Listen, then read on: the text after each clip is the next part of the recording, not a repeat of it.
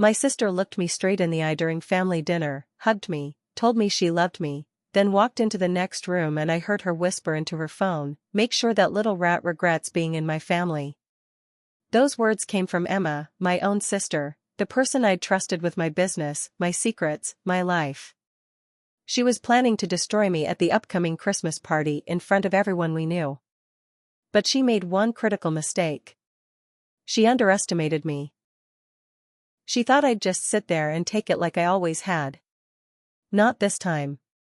The next morning, I dismantled everything we'd built together, and I made absolutely certain she would regret ever crossing me. I'm Kate, and this is the story of how I turned my sister's betrayal into the most empowering moment of my entire life. Let me take you back to that dinner, because you need to understand the full scope of her treachery. It was a typical Thursday evening at our parents' house, the kind of gathering we'd had 1,000 times before. Mom had cooked her famous roast, Dad was telling his usual stories, and Emma was holding court like she always did, commanding everyone's attention with tales of her latest accomplishments. Emma had always been the golden child. Prettier, more charming, more socially adept. I was the quiet one, the one who buried herself in work, who built things instead of talking about building things. While Emma was out networking and schmoozing, I was actually creating, actually executing, actually making things happen. 5 years ago, I started my own digital marketing agency. I worked 18-hour days, sacrificed my social life, poured every ounce of energy I had into making it successful. And it worked. Within 3 years, I had major clients, a growing team, and revenue that exceeded my wildest dreams.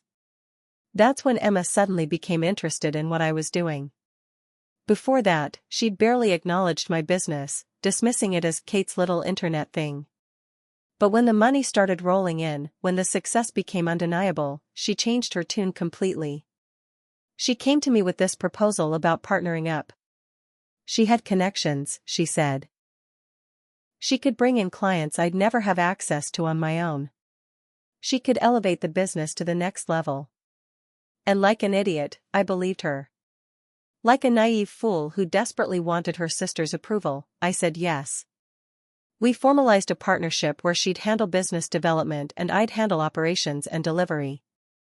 She brought in some clients, I'll give her that. But what I didn't realize at the time was that she was also taking credit for everything.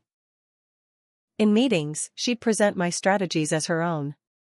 She'd describe campaigns I'd designed as if she'd conceived them.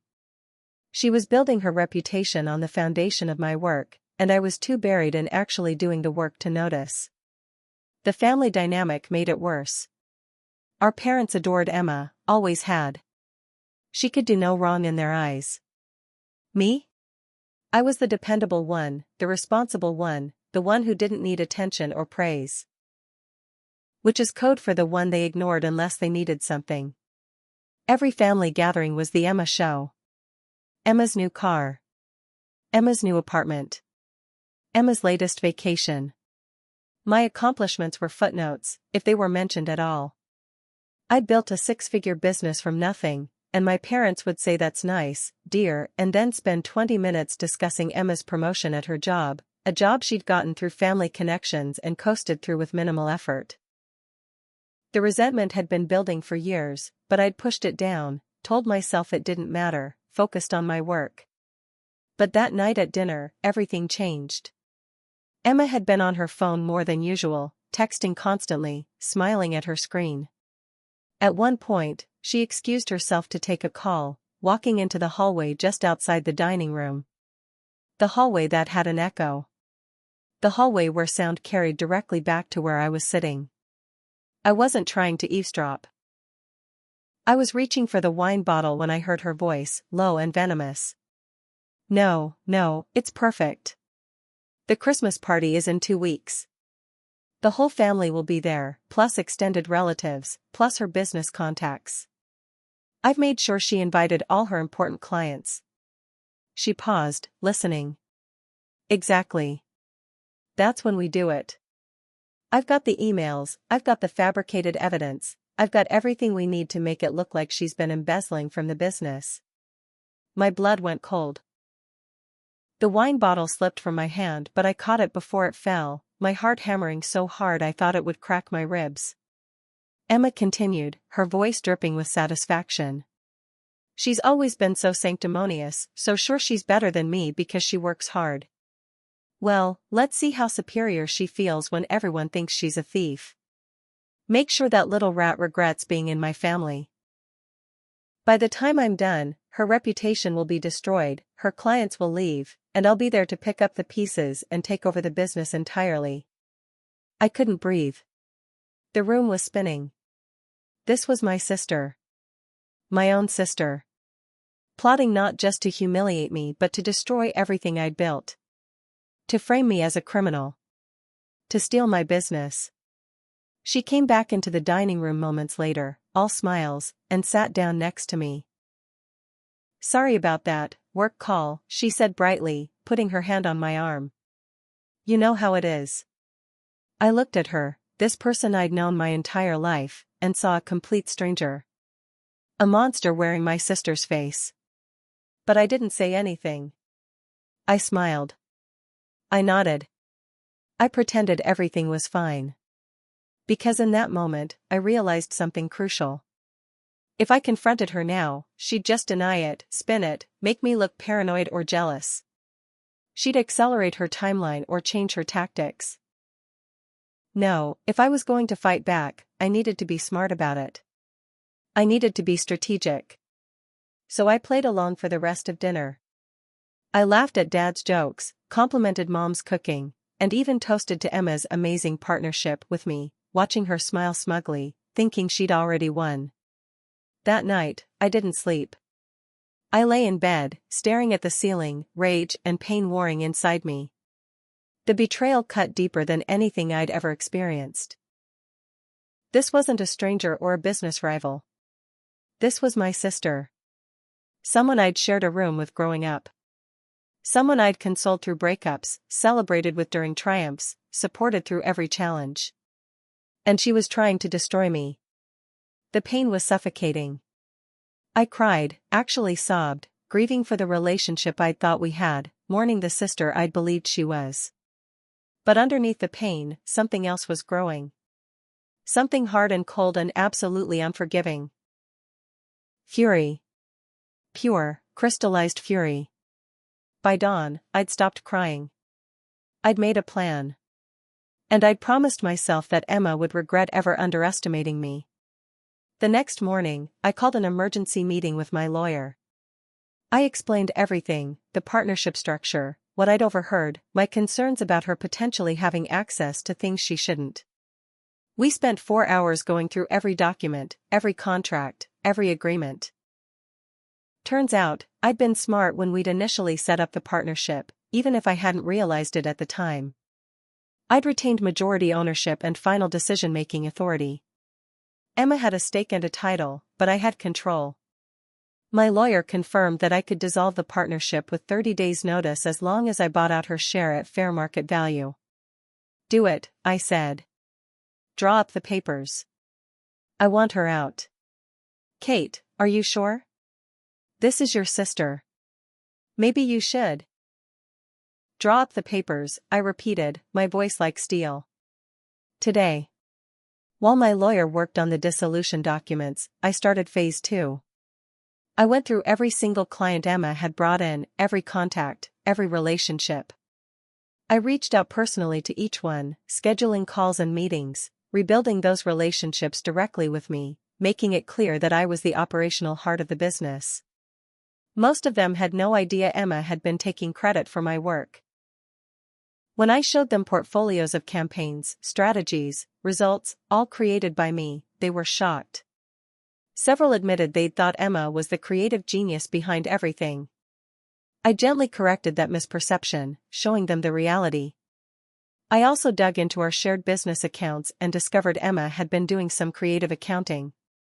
Nothing illegal, not quite, but definitely sketchy. She'd been padding her expenses, claiming personal purchases as business costs, routing money in ways that benefited her disproportionately. I documented everything. Then I looked into what she'd mentioned on that call, fabricated evidence of embezzlement. I hired a forensic accountant to go through every transaction with a microscope. If she'd planted anything, we'd find it. And we did. Small discrepancies, things that could be made to look suspicious if presented a certain way, all conveniently traceable back to me. Except I had backups of everything. Original documents, email trails, timestamps, proof that these discrepancies had been created recently, after the fact. Proof that someone had been manipulating the records. And that someone had Emma's digital fingerprints all over it. She'd been so confident, so sure I was too trusting and naive to protect myself. She'd gotten sloppy. Over the next week, I worked like I'd never worked before. I secured new partnerships to replace the clients Emma had relationships with. I restructured my team to ensure no dependency on her connections. I built redundancies and safeguards into every aspect of the business. And I didn't say a word to her. We had our normal weekly meeting where we discussed ongoing projects, and I acted like everything was fine. She was so smug, so pleased with herself, clearly counting down the days until the Christmas party where she'd execute her plan. If you've ever been betrayed by someone you trusted completely, someone you loved, hit that subscribe button right now because what happens next is going to show you exactly how to take your power back. Don't let people destroy you. Watch until the end to see how this unfolds. 10 days before the Christmas party, I invited Emma to lunch. Just the two of us, at a nice restaurant downtown. She seemed surprised but pleased, probably thinking I was playing right into her hands, making her betrayal even easier. We ordered, made small talk, and then I pulled out a folder. "What's this?" she asked, her smile faltering slightly. "This is the dissolution of our partnership," I said calmly. "Effective immediately. I'm buying out your share at the fair market value, as outlined in our original agreement.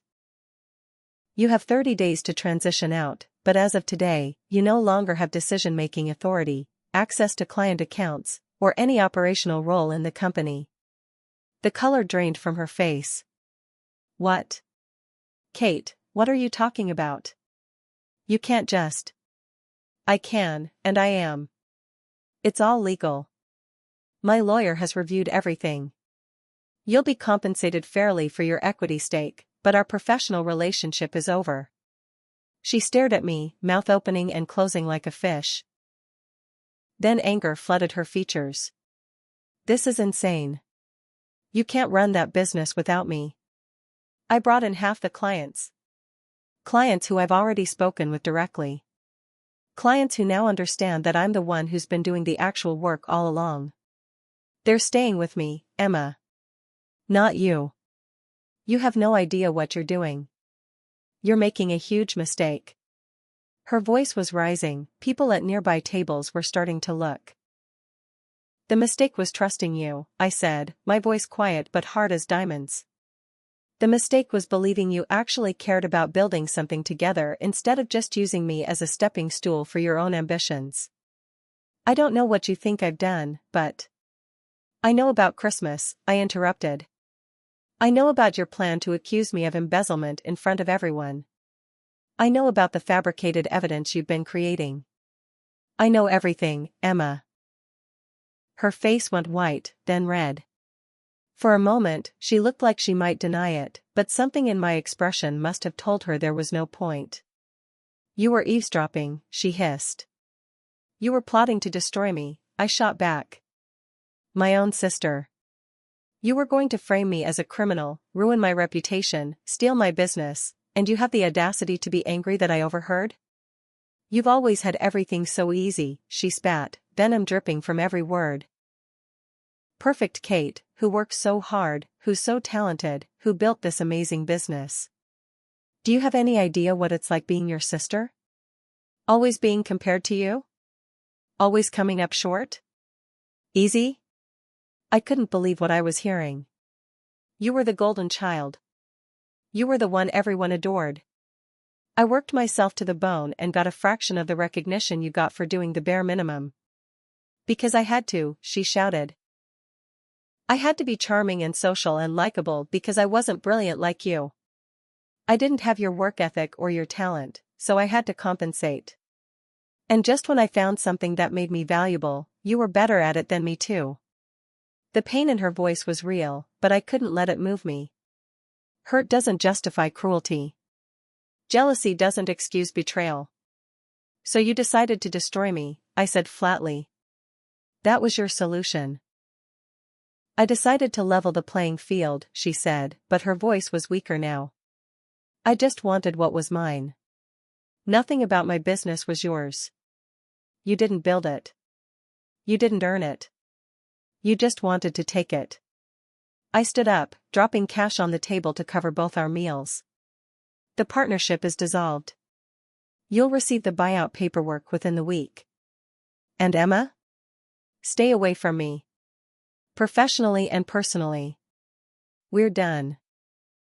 I walked out of that restaurant with my head high, leaving her sitting there in shock.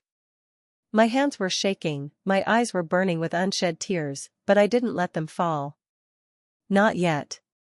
The next few days were a blur of paperwork, meetings, and restructuring. Emma tried calling, texting, showing up at my office. I had security turn her away. She tried getting our parents involved, painting me as the villain, the one who'd cruelly cut her out for no reason. I met with my parents privately and showed them everything. The partnership dissolution documents, the evidence of her embezzlement plot, the fabricated records, everything. My father went silent, his face grave. My mother cried. Why would she do this? Mom kept asking. Why would she hurt you like this? I didn't have an answer. Jealousy, insecurity, greed, pick your poison. It didn't really matter why. What mattered was that she'd done it, and I'd protected myself. The Christmas party arrived, and I almost didn't go. But I decided I wouldn't let Emma's actions rob me of family gatherings. I'd done nothing wrong. I had nothing to hide from. Emma was there, looking haggard, her usual polish notably absent. When I walked in, the room got quiet. Clearly, people had heard something, though probably not the full story. My aunt approached me, hesitant. Kate, honey, Emma said you two had a falling out over the business? Emma tried to frame me for embezzlement so she could take over my company, I said clearly, loud enough for nearby people to hear. I dissolved our partnership before she could execute her plan. That's not a falling out. That's me protecting myself from betrayal. The gasps were audible. Emma, across the room, went pale. She started to speak, to defend herself, but I cut her off. I have documentation of everything. The fabricated records, the timeline of when they were created, the evidence trail leading back to you. My lawyer has advised me I could press charges, but because you're family, I'm choosing not to. But make no mistake, if you spread any lies about me or my business, I will pursue legal action. Are we clear? She didn't answer, just grabbed her coat and left, my parents hurrying after her. The party was awkward after that, but several family members approached me privately to express support. Apparently, Emma had been manipulating and using people for years, and I wasn't the only one who'd suffered. They just hadn't said anything before. My uncle, who I'd always liked, pulled me aside. I'm proud of you, Kate. What you did took courage. Standing up to family is harder than standing up to strangers. You did the right thing. Those words meant more than he could know. In the weeks that followed, I had to rebuild and restructure, but the business not only survived, it thrived. Without Emma's drama and manipulation, without her taking credit and creating chaos, everything ran smoother. My team was happier. My clients were more satisfied. Revenue actually increased. Emma, meanwhile, tried to start her own agency, leveraging the few connections she had that were truly hers. It struggled. Turns out, without someone else's work to claim, she didn't have much to offer. Last I heard, she'd shut it down and taken a corporate job somewhere. We haven't spoken in over a year. My parents have tried to facilitate reconciliation, but I've been clear, I'm open to civility at family functions, but the relationship we had is dead. She killed it when she decided to destroy me. Do I miss her? I miss the sister I thought I had. But that person either never existed or died a long time ago, replaced by someone consumed by jealousy and willing to commit betrayal. The pain of what she did still surfaces sometimes. Late at night, I'll remember something from our childhood, some moment when we were actually close, and grief will wash over me. Grief for what we could have been, should have been, if she hadn't let her insecurities turn her into someone cruel. But I don't regret how I handled it. I don't regret protecting myself. I don't regret cutting her out of my business and my life. Some people have said I was too harsh, that family deserves forgiveness, that I should give her another chance. But those people didn't hear what I heard. They didn't feel the knife of betrayal sink into their back, twisted by the hand of someone they loved. Forgiveness might come someday. Maybe. But reconciliation? Trust? A relationship? Those are gone forever. Some things, once broken, can't be repaired. And I'm okay with that. What Emma did taught me invaluable lessons. It taught me that trust needs to be earned and re-earned continuously. It taught me that blood relation doesn't guarantee loyalty. It taught me to document everything, protect myself legally, and never assume that people have my best interests at heart just because they say they do. It also taught me my own strength. I'd always seen myself as the quiet one, the passive one, the one who avoided confrontation. But when it mattered, when everything was on the line, I found a core of steel I didn't know I had. I fought back. I protected myself. I won. That strength has served me in countless ways since. I negotiate harder. I set clearer boundaries. I don't tolerate disrespect or manipulation. I've become the kind of woman who doesn't need anyone's approval or validation because I know my worth. My business has grown exponentially. I've hired amazing people, people who share my values and work ethic. I've expanded into new markets, launched new services, tripled my revenue. Everything Emma said I couldn't do without her, I've done better. And every success feels like vindication. Like proof that her betrayal didn't break me, it forged me into something stronger. The family dynamics have shifted too.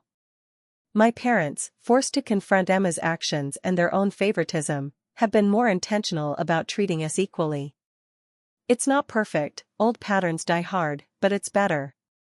Some of my relatives have distanced themselves either because they believe Emma's version of events or because they think I should have handled it differently. That's fine. I've learned that a smaller circle of genuine supporters is worth more than a large circle of fair-weather family members. What I want anyone watching this to understand is that you have the right to protect yourself, even from family. Especially from family, because those are the betrayals that cut deepest. If someone is plotting against you, using you, planning to destroy what you've built, you don't owe them loyalty. You don't owe them forgiveness. You don't owe them access to your life, your work, or your peace. Will it hurt to cut them off? Yes. Will people judge you for it? Probably. Will you sometimes doubt yourself, wonder if you were too harsh, wish things could be different? Absolutely. But you'll also be free. Free from manipulation. Free from betrayal. Free from the constant stress of wondering when the next knife will sink into your back. Emma thought she could destroy me because she'd always seen me as weak, as someone who'd take abuse to keep the peace. Her biggest mistake was underestimating me. And by the time she realized how wrong she was, it was too late. I think about that phone call sometimes, her voice dripping with contempt as she called me that little rat and plotted my destruction. And I smile. Because that little rat turned out to have very sharp teeth. The Christmas party where she'd planned to humiliate me came and went, but instead of my humiliation, everyone witnessed her exposure. Instead of my business crumbling, hers failed. Instead of me begging for mercy, she lost everything she'd schemed to take. Karma isn't always real, and justice isn't always served. But sometimes, if you're smart and strong and willing to fight for yourself, you can create your own justice. You can turn the tables. You can win. I want to hear your story. Have you ever been betrayed by a sibling or family member? How did you handle it? Did you fight back or walk away? Drop your experience in the comments below. Let's build a community of people who refuse to be victims, who stand up for themselves even when it's hard. Share this video with someone who needs to hear this message, someone who's being manipulated or used by family and needs permission to protect themselves. And subscribe to this channel, because I'm going to keep sharing stories about betrayal, boundaries, and the strength it takes to choose yourself over toxic relationships. Turn on notifications so you never miss an upload. This is a space for people who've been hurt, who've been underestimated, who've had to fight for their dignity and their peace. You belong here. This is Kate, and I'm telling you, you are stronger than you think. You are worth protecting. And anyone who tries to destroy you deserves to face consequences, family or not. Don't let guilt or obligation keep you trapped in toxic relationships. Stand up. Fight back. Win. You deserve nothing less.